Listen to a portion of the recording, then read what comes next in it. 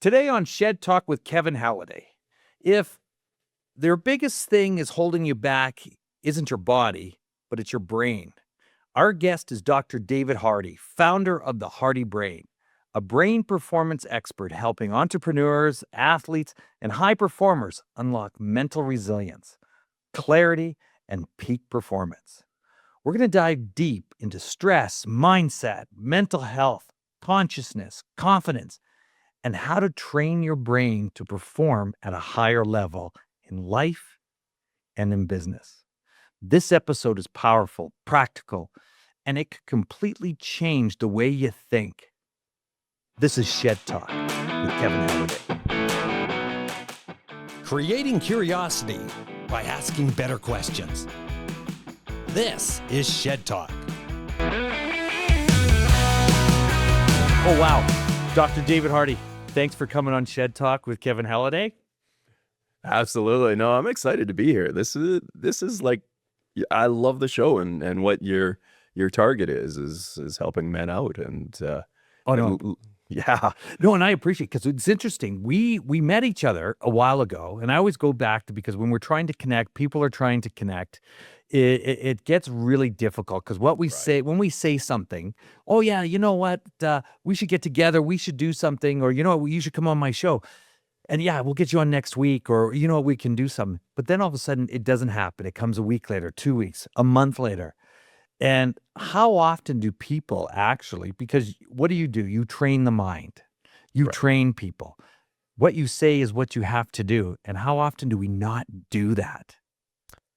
Way too much. And yeah, I'm as guilty as anyone on that one. But at the same time, yeah, it's things and ways we can make a difference and change to it. And we don't have to be stuck in this cycle of, okay, yeah, I'm going to do that. I'm going to procrastinate. I'm going to move into these other areas. And we commonly think of it as being this mental game, but the way I kind of approach things, and I've been trained, is, okay, well, what kind of pathways and areas of the brain are not working the way they should be? And then kind of finding a way to exercise those areas. So there's kind of how the brain's wired or how it's developed, and then of course your skills. And most people kind of forget, okay, well, how does the brain develop and how does it become wired? And then we can add on so many other things, genetic tendencies, diet, lifestyle, and then, of course, skill building at the top of it. But what all kind of determines that is just how well the brain is firing and working and how efficient it is. Well, how do I know? So, and then I was just bringing up about all of a sudden we procrastinate, we do this and we think we're going to do it. But until we write it down, and then all of a sudden we commit action because Right. we've written it down, there's our action call. How do you know that you actually have a problem?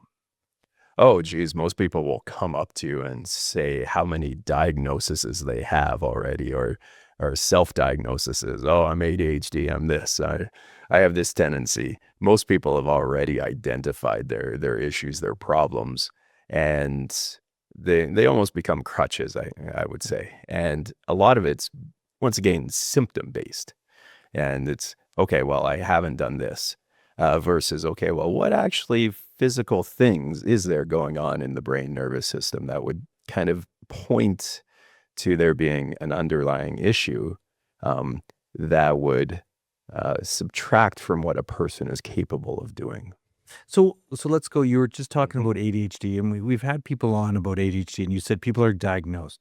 So guy come in and I'm talking to from experience sharing, and I'm saying, oh, I'm diagnosed with ADHD. Well, actually, I'm not diagnosed. I just assume I am because oh, squirrel, I'm over here. But Right, yeah. what is so? How do you, as a person, and then all of a sudden you recognize this? How do you say, actually, you're not ADHD. You're something else. But you're saying it to yourself. Yeah, I think the biggest thing I can give people is to kind of rewind and explain what the brain nervous system is. And yeah, when I ask people, well, what type of organ is the brain? And most people kind of, not sure. And then I go, well, your heart is a pump. Your liver is a filter. Your kidneys are a filter.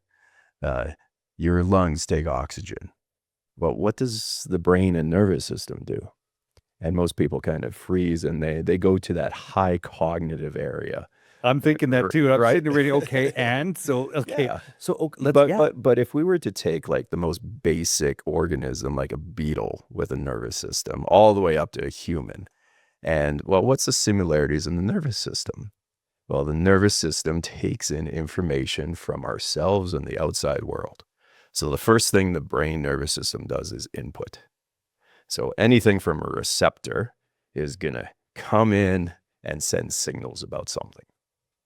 And then finally that message gets to the brain and there's a whole bunch of processing. And after that processing is an output. And that output is either a thought or here's the simple thing that most people don't realize is the nerves that go out of the brain into the body only go two general areas. They either go to muscles or to glands. So the output's really easy to read in comparison to the input and the processing. But that gives us information on how it's working and everything. And of course, well, people are used to kind of the fancy devices coming out, like heart rate monitoring. But there's so much more. Like we'll read other people. And what are we reading? We're reading facial expressions. Well, facial expressions is different muscles. Right. Clinically, I look at pupil sizes, which is a reflection of autonomics like heart rate variability and all these other things. There's eye tracking software that tells us a huge information about the brain, but all of this is just the output of how the brain is working and functioning. And that gives us this tool and then these hacks or ways to kind of change the sensory input to change how the brain's firing and working and make it more efficient. So here's a question, because you'd mentioned about the heart. So it's a muscle. Yeah. So let's talk AFib. Right. Okay. Exactly. So, because there's a lot of men over 50, they're into AFib and they get into that panic stage, and me being one of them, as in having AFib for a year. Okay. But one of the things is they know the vessel's fine. Mm-hmm. Okay. The plumbing's fine. Yes. But then all of a sudden we have an electrical current that's an issue. Right. Yeah, and if you look at it, like the heart's a great example of how the nervous system fires in rhythms. And yeah, your heart should beat at a certain rhythm rate. And well, this also goes into like devices coming out to make changes. They're pretty much general though versus being specific to something like AFib. But yeah, one thing that the frontal lobe does, besides thoughts and everything, 90% of that output is actually inhibition. So the brain fires down through your pontomedullary reticular formation. It just fires down and inhibits the heart so it doesn't get out of control. So basically, the brain always has the foot on the gas pedal in case, but more so on the brake. And then things, when you take your foot off the brake, it goes. So it's very efficient that way. So yeah, it fires down through the vagal system and through all these other nerves and everything else to change the pacemaker cells of the heart. And yeah, one side of the brain kind of does more rhythm and the other side does more rate. But it is this like dance and this symphony of different firing from different centers and areas that gets us into different states and alertness. So yeah, and things like AFib, the problem could be in like the nervous system tissues in the actual heart, or the fibers coming down from the brain to control how the heart beats and regulates. So it becomes this more complicated picture, but yeah, in general, we want to look, okay, well, what side is kind of deficient in this whole system? And we usually can see that in other autonomic, while we can auscultate the heart, obviously, we can do now easy, like some at-home devices can do EKG and other things. So yeah, you can start to see if what you're actually doing to the nervous system is making the change you want. And then that becomes kind of the puzzle and how you can hack these systems versus just doing these general, oh, I heard this is good for everyone type activities. It's like, well, no, we can be more skilled as clinicians to actually make these changes versus just looking at a substance that's going to just stabilize a pathology. Why don't we look at, oh, well, how's the entire system working and how can we make that change to, add obviously life, because if the heart is out of control or is pointing that direction, it's not good for us. So how do we optimize it and get things to actually work properly? So, what about the guys themselves, the patient themselves, Hmm. and say, okay, we need to have an ironclad brain. Right. Okay. Yes. Now, I want to focus my mind and my brain to control the heart because I'm an AFib. Is there a way that I, as the individual, can practice or work on? Well, yeah, and the simple wellness stuff then that's out there is, of course, yeah, work on things that calm the system down and help regulate it. So a lot of breathing activities are good. Uh, and the difference with like AFib and then the difference with rate and rhythm in the heart and things, once again, is left and right brain kind of controlled to some extent. So we kind of do a bigger analysis and figure out, okay, well, which side's kind of more deficient so that we can stimulate those areas and which pathways are through different sensory modalities. And like some of it's ancient stuff and some of it's great technology that's coming out. And really the great thing is it's going to be a mixture. But if you look at all these alternative modalities out there, like whether it's chiropractic, acupuncture, aromatherapy, light sound therapies, exercises, all of these are sensory-based stimulations. So they fire different parts of the brain. And over so many thousands of years, people have noticed and recorded changes to how they feel, function, and perform. And that's kind of been the basis behind all of this, is that it's been this stimulation approach, which feeds the nervous system. And to make that even more modern now is I was at a conference down in Santa Clara, the Brain Capital Innovation Summit. So it brought together clinicians, it brought together med tech companies and venture capitalists. And the kind of the take homes I got, because at this point I was kind of new to this world, and I'm like, well, yeah, the med tech companies, they're looking at any way to make procedures easier and computer form. And then there were some companies that were looking at, okay, well, how do we take what's out there and put it into an electronic form? Well, that's really easy to do with light and sound therapies.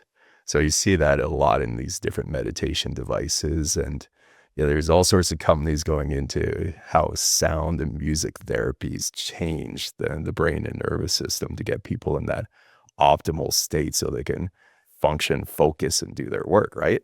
And so those are kind of those easy ones right now. And, well, vibration. Okay, well, where can we put those? Electric stimulations.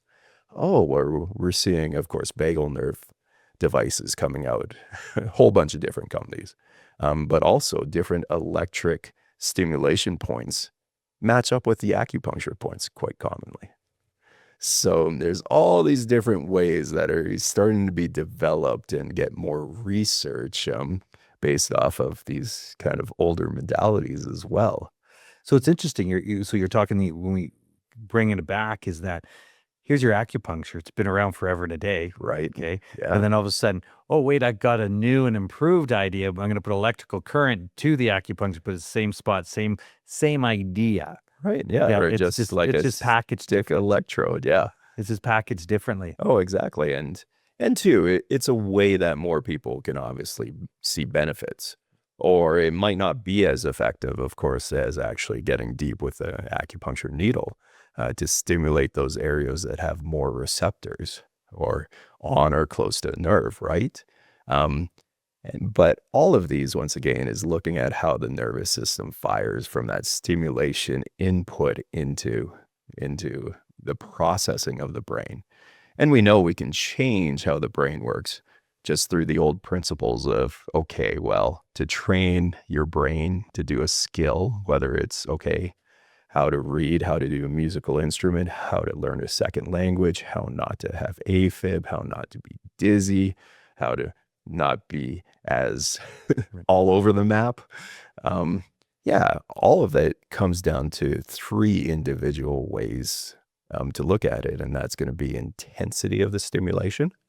Now, sometimes you want to be really intense to make a change, but quite commonly it's you want lower intensity, especially if let's there's talk something intensity wrong. about that. Okay. Yeah, So because when you're listening, we say intensity. I'm thinking, oh, is that intensity of me working out harder, or as in a workout? But right. what's intensity for the mind? Oh, that's the exact same thing. So from a sensory stimulation, yeah, like light, you could have just subtle light, and that's going to put you into a different state, right?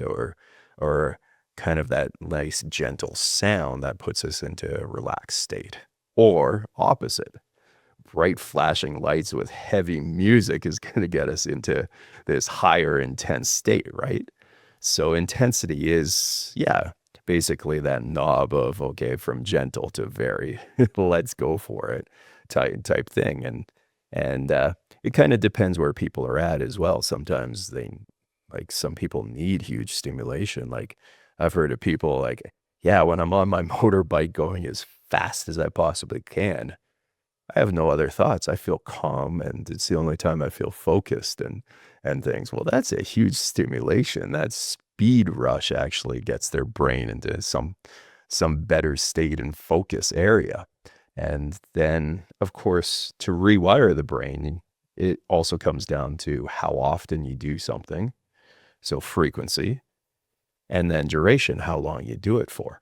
So when I do like concussion rehab and things, I'm looking at basically when somebody's very fragile to do low duration, low intensity, targeted to the areas that need it, but a lot of frequency, repetition to get things. So I just want to stimulate that part of the brain that's weak, injured, damaged, and let it integrate, rest, and then go back. So we're looking at these markers then. Okay, well, affect, pupil size, flushing of the face, all these things that tell me, okay, is the nervous system fatiguing or getting better? And that becomes that other side of things that you see in those clinical areas with people.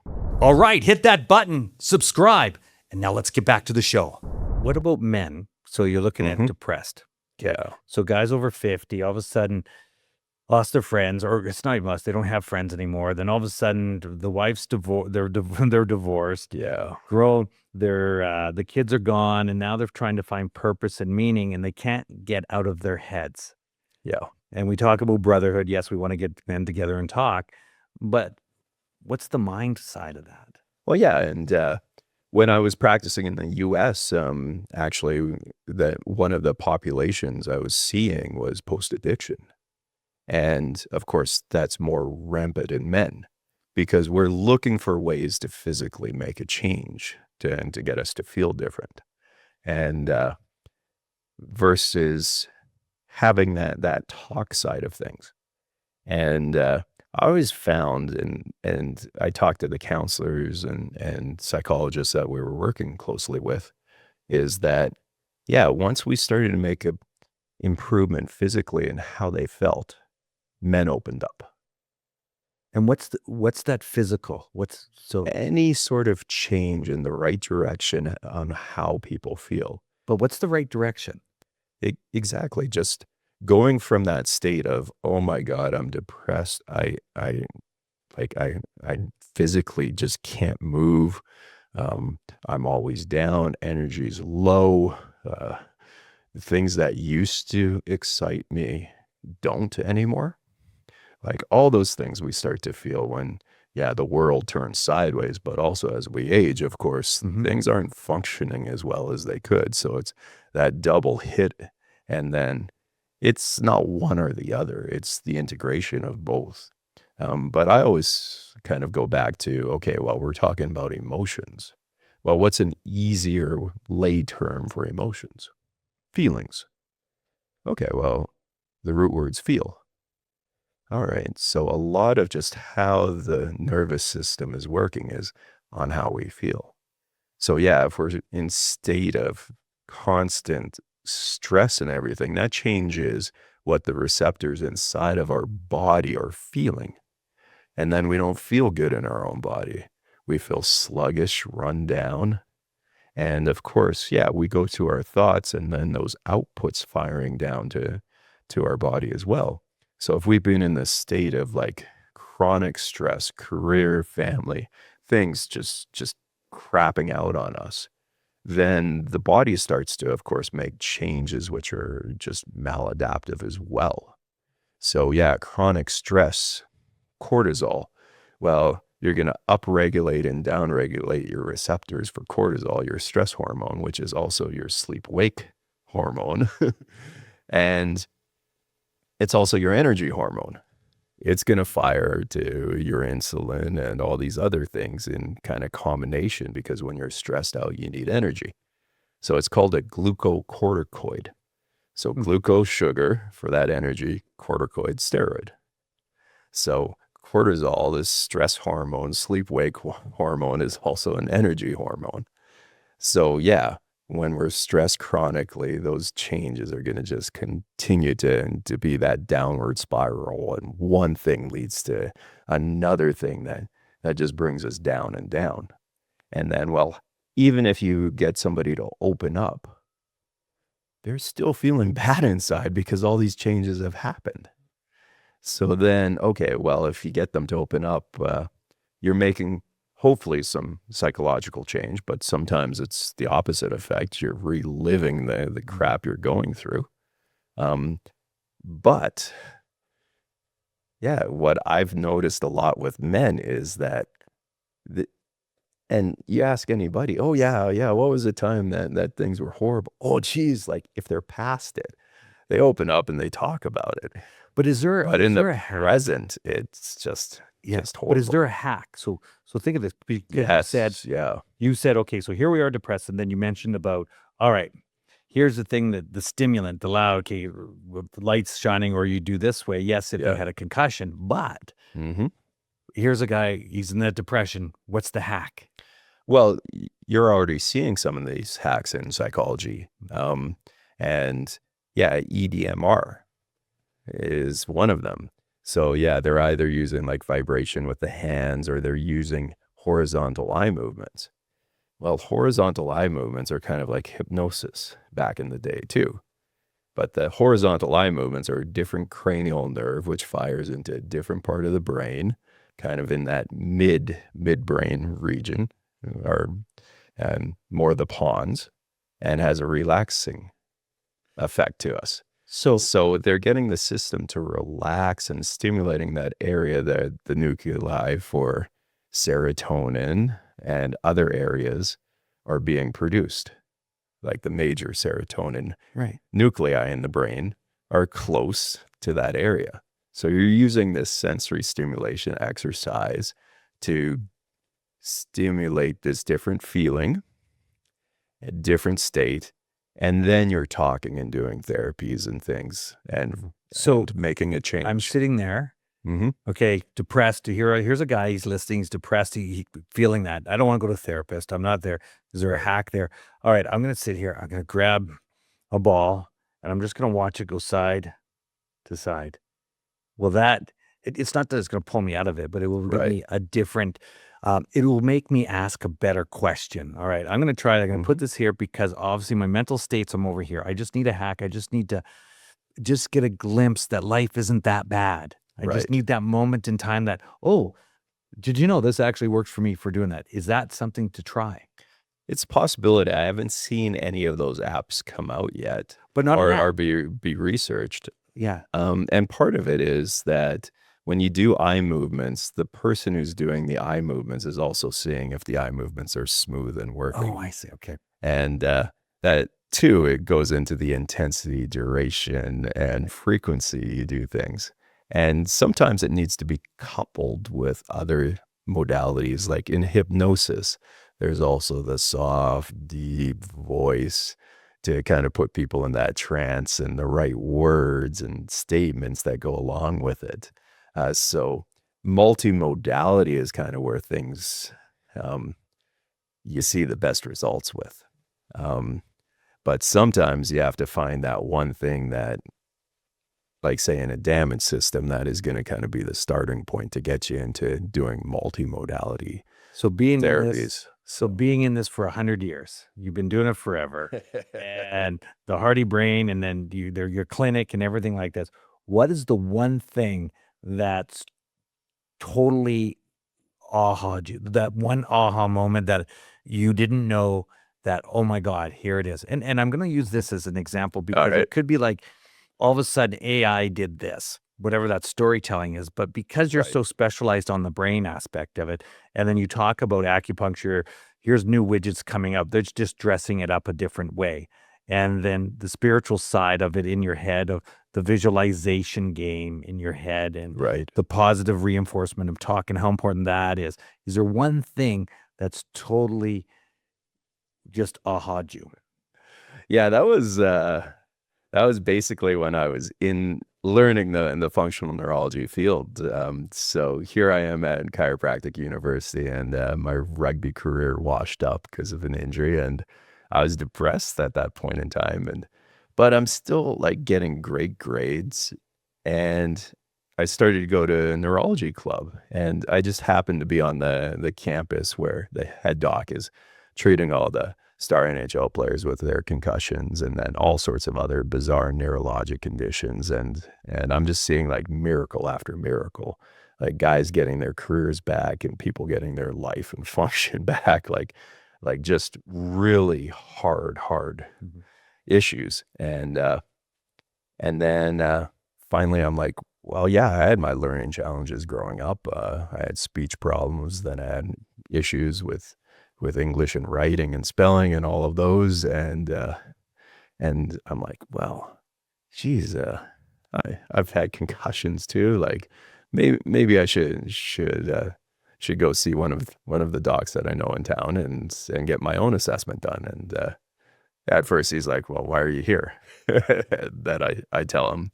And then he starts going through the neurologic examination, which is what everything is based off of, what we do in functional neurology. And then by the end of it, he gets down to, okay, well, you're going to do these silly little goofy exercises. So I'm doing like these complex movements with one side of my body. I'm doing this quick head turn to stimulate my inner ear on one side.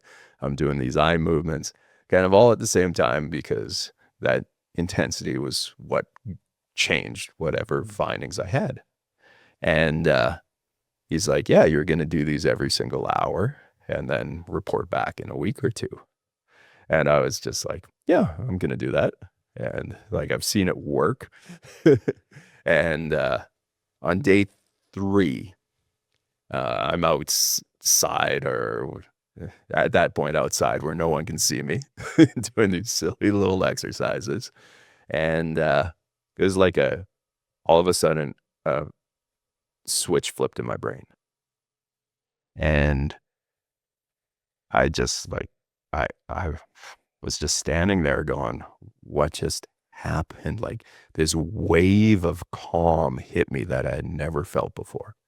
Like most performers or people in situations, whether it's an athlete, academia, they're driven. So there's a lot of areas of the brain that are firing too much.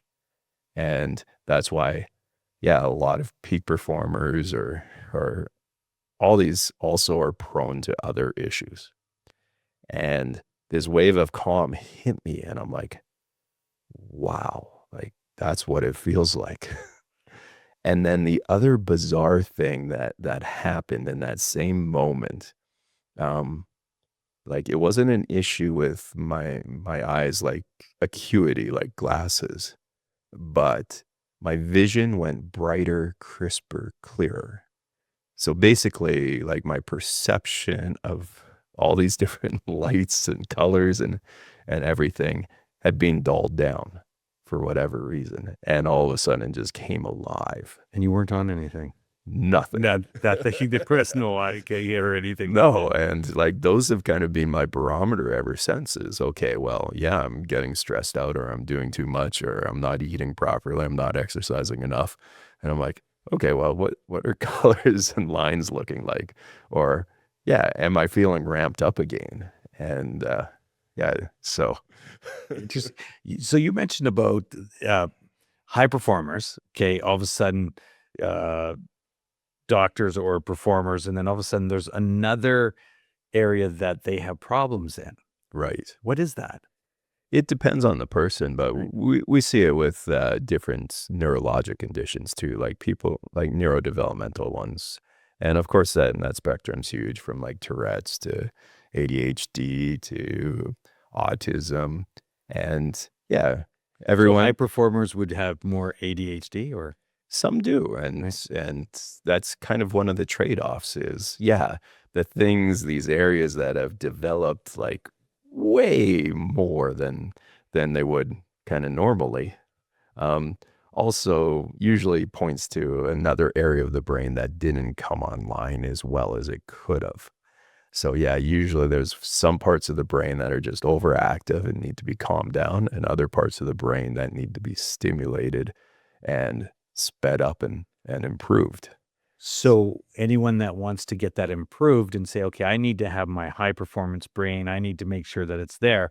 The best part is to come and see you. Exactly, or someone kind of in the similar approach or field and area. So this is all kind of that stimulation approach, and I think that's an aspect that people aren't aware of as much. The diet, nutrition, and keeping cells healthy, of course. Well, that's kind of the so many different fields, right? And of course, being more popular with the biohacking is, okay, well, how do you get these cells to function better? So you have But the same thing is, once you do get cells working, functioning better, you also need to, of course, stimulate the right areas or calm down the right areas, and that becomes that puzzle and the fascination that's just led me on this journey for so long now. yeah. And it's interesting because how often do we actually forget? We'll train our body. Right, Okay. We'll go work out, we'll train our body. Yes, we'll eat great, we'll do all this. But the one thing that we forget about is our mind. right, exactly. And it's one of the, it is the most important part, but it's taken for granted. It And is, the yeah, eye movement, the basically that instinct of what we need to do to make our brain, and how many people go to a brain, the Hardy brain, like to actually get help for brains. right, yeah. And that I had no idea that was even possible. Now, how do they find you? So yeah, the hardybrain.ca, LinkedIn, Dr. David Hardy. And you have a And podcast. I've got a potty. Got a podcast. I got a podcast. I got a podcast. Yeah. So the Hardy Brain That's is great. my podcast, and you can find it on Excellent. yeah, the regular streaming. Oh, that is Yeah. great. And what's been your, okay, you're doing the podcast and everything in there, and you talk the brain. What's been the most exciting part of this? Everything that you've done in the brain podcast, and we're going to talk in the podcast side of it as a listener, Mhm. and sharing with other listeners about what's been the most exciting part of the brain part. Oh, the brain part is meeting other people that are doing like similar or like more focused in like one sector or area on this. Like I've had uh, Olympic athletes on, I've had entrepreneurs, leaders, authors, Navy SEALs. So the list of people that are in that drive to make improvements in life is just where I love to geek out with and Awesome. be a part. So Is there one thing that you tell the audience about your brain, about their brain, that they should watch out for, that buyer beware? uh, I think the biggest part I try to offer is some understanding of how the system works. And yeah, hacks are good, like general wellness sometimes. Um, but at the same time, I use the example like the stock market or the horse races. If you kept going to somebody asking for the next pick, the next hack, do you really know what's going on? And can things kind of fall apart on you very quickly if you don't know kind of the whole workings of things?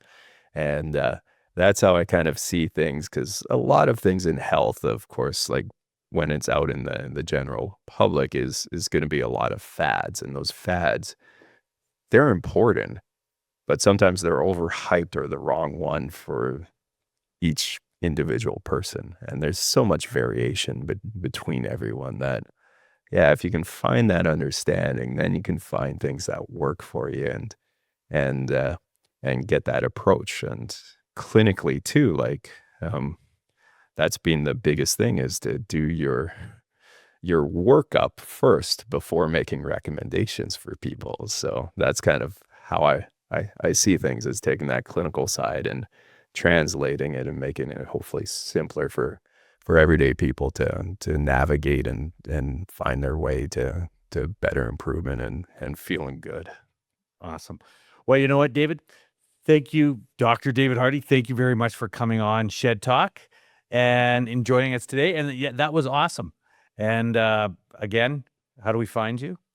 The Hardy Brain. Hardy Brain. And, push that button, like, share, do everything that you possibly can. Share this episode. You know what? When's the last time you did something for the first time? It's in your mind. See you on Shed Talk. Now you know. Shed Talk